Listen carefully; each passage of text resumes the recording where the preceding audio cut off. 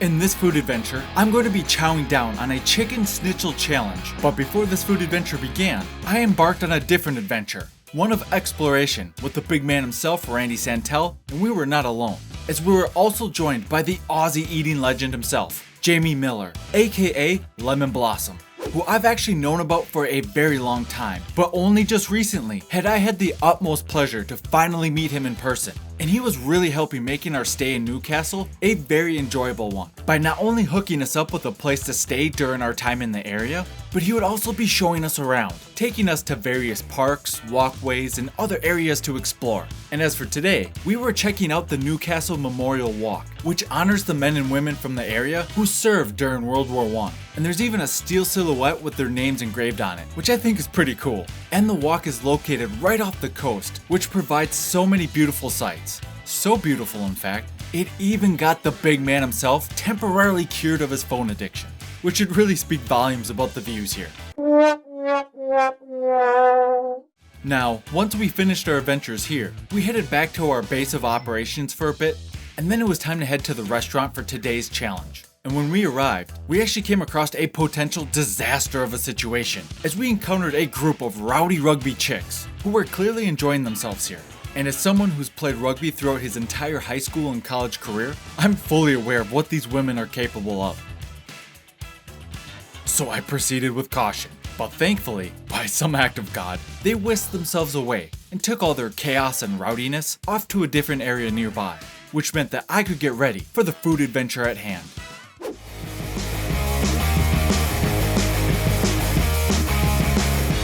And the battle is on, as I'm taking on the 1 kg Schnitzel challenge here at the Belmore Hotel. And this is a pretty straightforward challenge. You have 1 kilogram of chicken schnitzel that also comes with a large side of chips. Now this challenge also comes with some schnitzel sauce, but that's optional. And for this challenge, you have a 1 sitting time limit. So regardless of how long it takes, if you can finish this challenge, you get a free shirt and your picture up on the wall of fame. Now, 2 things I want to note here. This challenge is a pay to play, and typically costs 35 Australian dollars whether you finish the challenge or not. But in this particular case, I'd be able to get the meal for free in exchange for the promotion. And secondly, for whatever it's worth, because there's a 1 sitting time limit, which is the reason why it makes sense that this is a pay to play, knowing that I would be able to finish this in 1 sitting, I decided to give myself an additional challenge by seeing if I could finish this within 8 minutes. Now, this might seem arbitrary, and it is all in good fun, but I could also use this as a bit of practice, and that's because I knew that in future challenges on this trip, there'd be a handful of smaller, speedier challenges where time was really of the essence. So I could actually use this challenge as a means to prepare for those coming up.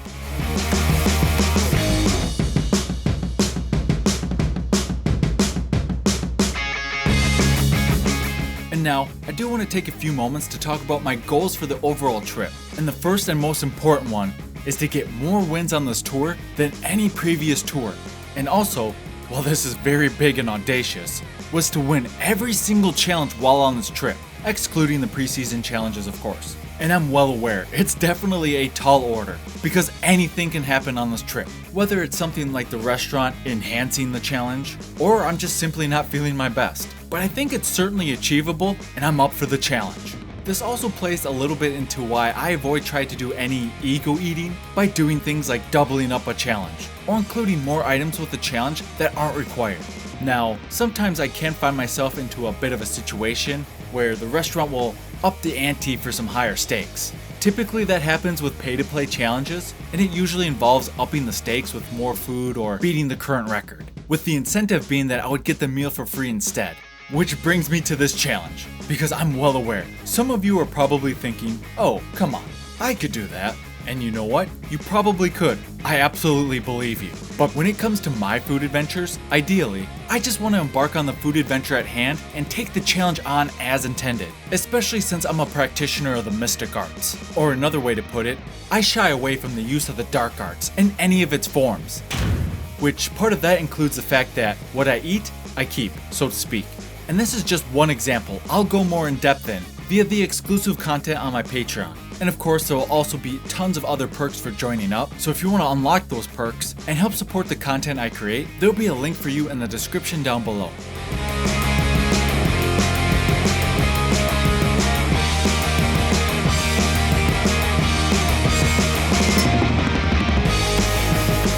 Now, something else I wanted to mention while embarking on these adventures is something I practice, which I like to refer as minimizing the damage, where I try to not be too reckless with my food adventures outside of the challenges themselves. And this is mostly done to keep the weight gain to a minimum. It's a little bit more nuanced than that, and I'll admit, I'm not perfect at it, and I know darn well that there'll be times on this trip I'm gonna find some delightful temptations that'll absolutely trigger the fat kid inside me, and that'll only accelerate the inevitable forming of the dad bod. But it's a standard I set for myself and I try to strive for. And if you have any questions about this, or if you want more clarification on something, drop a comment down below. And also, for what it's worth, as far as my videos go, I prefer to have the come for the food and the eating, but stay for the good times and great vibes. If you're not down with that, we got 2 words for you! Because you know what? You can't please everyone. So I'm just gonna continue with my own vibe and find my tribe. Okay, so instead of getting all meta and philosophical and whatnot, let's get to the real important stuff here. Like, how was this challenge? Was it any good? Oh man, was it any good? This schnitzel was incredible. And let me first start by saying, my god, schnitzel challenges are so good. They're always just so juicy and tender. And when they have that light crunch from the thin fry layer when you bite into it, I really wish that there were more of these in the United States. And of course, fries are fries, or in this case, chips are chips.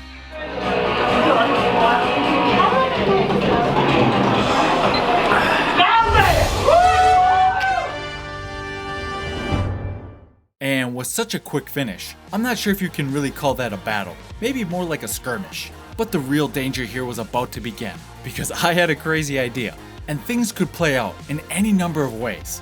Alright, so I still have to do my push-ups. Randy, where do you think I should do my push-ups? There's these girls that have been drinking for like 8 hours now, so he's gonna go right in the middle and it's gonna be stupid. Yeah, this is where I'm going, right here.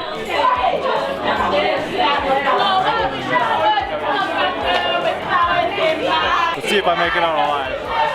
Ready? Pray for him, Lemon. I'm praying. There might be some election at the end of it.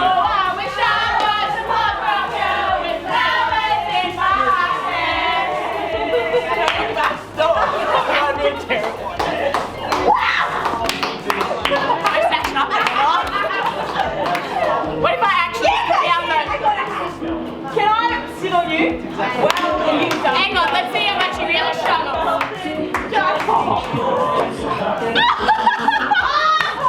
I'm in like 75 kilos. Get off. Go down. I'm a little plugger. Okay.